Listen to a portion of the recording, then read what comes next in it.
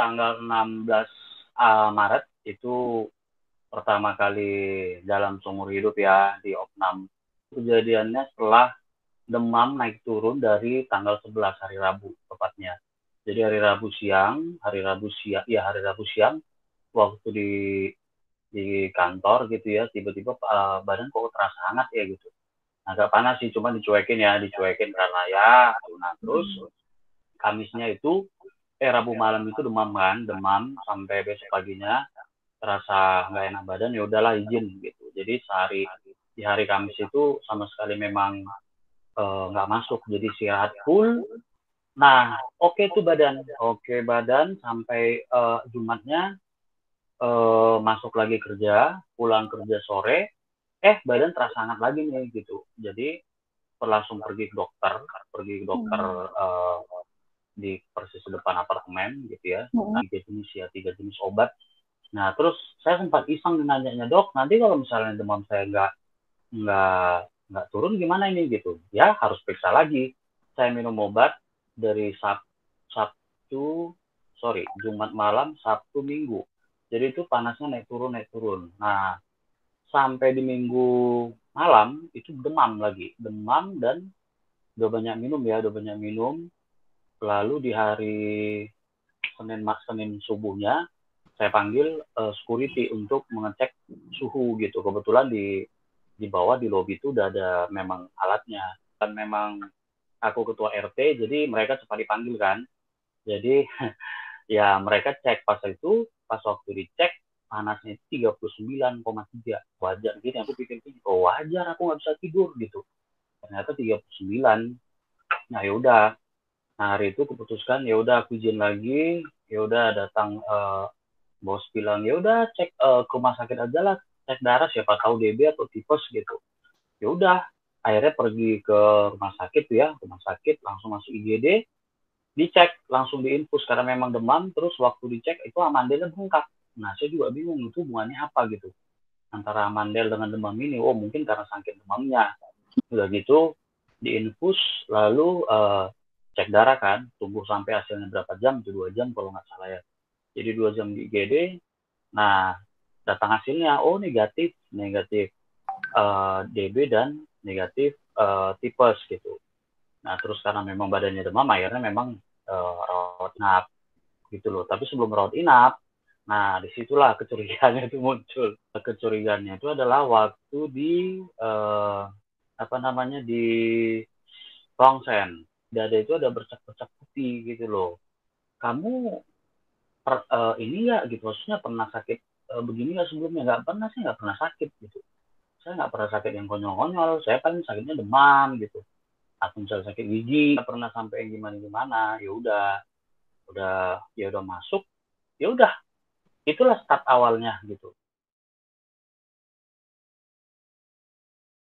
Lawan COVID itu setelah swab ya, adalah di seminggu setelah opnam hasil ya, tapi swabnya sendiri itu dilakukan di hari ketiga malam. Itu cairan akodir yang diambil dari hidung sama tenggorokan pakai yang kayak seperti katembat tapi lebih pakai kurnya, itu hasil udah di hari ke-7 di saat badan sudah mulai reaksi. Di hari pertama, waktu pertama tidur itu oke. Dalam pikiran gini, oh paling besok aku udah pulang gitu. Pas waktu hari kedua sore, udah selesai mandi, udah lagi naik-naik badan ya. Ternyata demam. Pokoknya tiba-tiba naik aja. Oh, udah langsung panasnya panas banget lagi gitu. Jadi perawatnya sama dokter jaga itu sampai bolak-balik untuk ngecek karena sempat sampai 39,9. Dan dibilang gini, Bapak banyak minum ya gitu. Jadi Bapak banyak minum supaya panasnya ini cepat turun gitu. Itu udah dikasih ini loh, obat panas yang dari infus. Ada satu di infusnya itu langsung ada kayak 2 jarum gitu, dua itu yang sampai kita sampai gini, oh Tuhan gitu, ini aku kenapa ya gitu, sampai waktu malam ketiga itu benar-benar capek banget karena nggak bisa tidur. Capek banget karena nggak bisa tidur, terus harus batuknya lagi makin parah, batuk dan kencing, buang air kecil ya, bolak-balik, sampai akhirnya pakai pispot. Panas, demam, satu lagi adalah batuk. Kalau untuk masalah badan sakit, terus flu, terus apa lagi ya, tidak selera makan, terus apa lagi diare, itu nggak ada sama sekali. Bila pas waktu diduga ini adalah COVID, nah gitu, loh, emang ciri COVID gimana gitu. Ternyata COVID itu bisa beda-beda sama setiap orang. Setiap orang. Pihak asuransi kan dari asuransi ini, dokter dari case-nya aku ini gitu loh. Karena mereka itu bingung kok bisa rumah sakit swasta mempertahankan pasien COVID. Sampai begitu dinyatakan positif, dokternya kan datang ya sama perawat. Dia bilang gini, oke, bagaimana perasaannya hari ini? Oke Pak, makin sehat, makin ini. Ada keluhan, ada kendala? Tidak gitu. Oke, saya mau kasih tahu ya kamu gitu. Hasil yang kemarin adalah positif. Dia bilang gitu ya. Terus, oh positifnya kita akan transfer kamu ke rumah sakit pemerintah. Karena rumah sakit pemerintah akan menangani yang khusus COVID. Nah, kita akan sama coba pemerintah sebelum kamu pindah nih gitu, sebelum kamu dipindahkan gitu. Karena obat ini obat keras, kamu nanti akan dicek lagi jantungnya, kamu akan di EKG gitu. Oke Pak, siap. Yaudah, ternyata prosesnya EKG itu dua kali, ya puji Tuhan jantungnya sih oke normal. Kalau ada bermasalah dari selain dari paru-paru itu, organ vital yang lain, yang bermasalah adalah si COVID-nya itu biasanya akan menyerang bagian tubuh yang sakit itu gitu loh.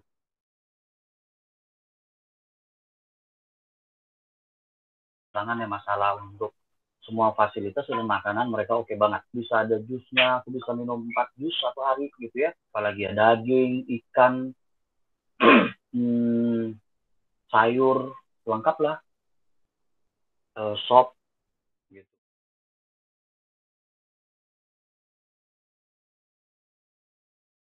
Pasti mereka sih tidak ada negatif yang bagaimana ya. Maksudnya saking mujizatnya dilihat, waduh akhirnya gitu karena kan ya dengan berita kalau udah kena corona, waduh ujung-ujungnya ini pasti meninggal, pasti langsung dikuburkan sendiri gitu ya. Sedih banget kita nggak bisa lihat. Sementara kan kita dekat ya. Aku pulang jadi mereka lihat nyata, waduh bisa sembuh ya gitu. Kan katanya walaupun kita beda kepercayaan, tapi yang namanya ya orang baik kita percaya kok dia tidak akan meninggal sia-sia beginilah gitu, kita doain semua kok gitu. Terus sampai ngomong gitu loh, aku sampai gini, orang baik dari mana gitu. Jadi kan sebelum aku opnam itu hari Minggu, hari Sabtu dan hari sebelumnya itu kan ada kontak ya, kan kita lumayan intens. Jadi kalau misalnya ada apa-apa itu langsung ketemu di bawah, ketemu dan juga kadang bareng gitu ya. Nah, bahkan ya waktu mengantar ke rumah sakit juga itu sekretaris sama bendahara RT, bendaharaku gitu ya. Hasil rapidnya mereka itu semua negatif. Dan aku juga Tuhan lah ya, kalau aku bilang. Ruangan itu kan memang sendiri kebetulan, jadi bukan ruang isolasi ya. Untuk suster itu dia bolak-balik masuk ngecek tensi dan suhu badan gitu ya. Begitu juga yang lainnya gitu, maksudnya ya kalau untuk masalah kesepiannya tidak ya, maksudnya tidak jadi masalah karena itu ruangan bukan ruangan mencekam. Ruangan ada kacanya, ada view-nya ke pemandangannya di bawah, ada ojek online mangkal, terus ada apa lagi namanya jual kopi di pinggir jalan. Wah, gitu. Bukan untuk ruangan, tapi memang secara spiritual. Benar istilahnya give up gitu di hari pertama, dan itu aku terus berdoa ya, terus doa ujian penyembahan. Hari pertama, hari kedua itu fight itu tidak bisa keluar air mata. Di hari ketiga itu aku bilang gini, Tuhan kalau memang ini waktuku dan ini adalah jalan hidupku gitu, aku siap, aku pasrah gitu karena aku adalah milikmu, kau yang menentukan hidupku dari awal sampai akhir hidupku gitu. Kalaupun aku akan berakhir dengan penyakit ini, dengan oke Tuhan, ampuni dosa-dosaku, udah sampai gitu ya. Untuk saat yang pertama kali selama 3 hari itu air mataku keluar gitu. Dan saat berdoa itu yang ada di tampilan di pandanganku ya waktu tertutup itu adalah ada seorang anak kecil menutup pintu gitu loh. Jadi ya itu benar-benar hancur hati ya. Kalau aku dalam situasi itu saat itu benar-benar hancur hati, menangis sejadi-jadinya gitu. Tuhan gitu, aku tahu kan engkau pertolonganku, tidak ada yang lain gitu. eh, Kekuatanku itu terbatas karena udah nggak tidur kan, memang capek banget, capek gitu, udah capek, udah nggak bisa tidur gitu. Akhirnya si perawatnya aku mintain obat, bisa nggak saya minum obat tidur gitu. Oh nggak bisa gitu, nggak bisa obat tidur gitu. Terus apa dong solusinya biar saya bisa tidur ini? Saya nggak bisa tidur loh gitu.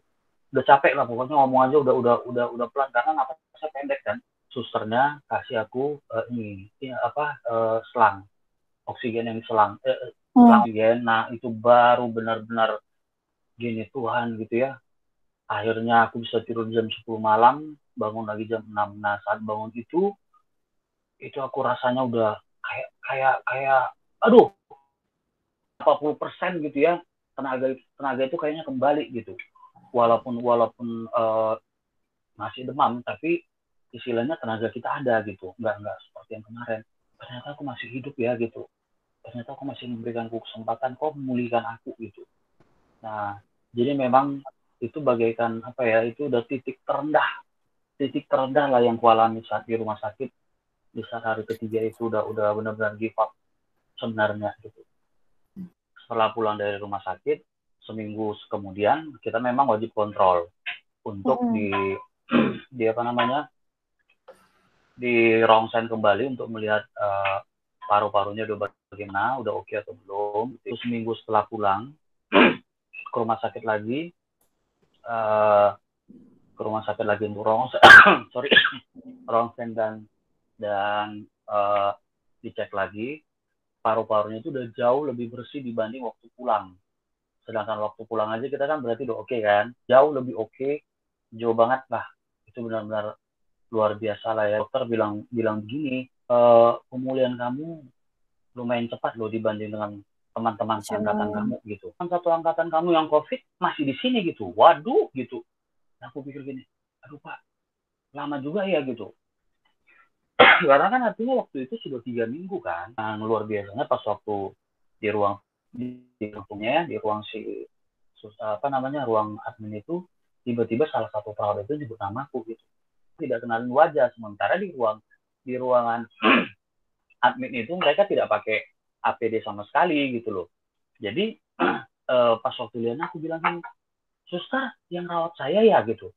Iya Pak gitu. Itu hampir nangis.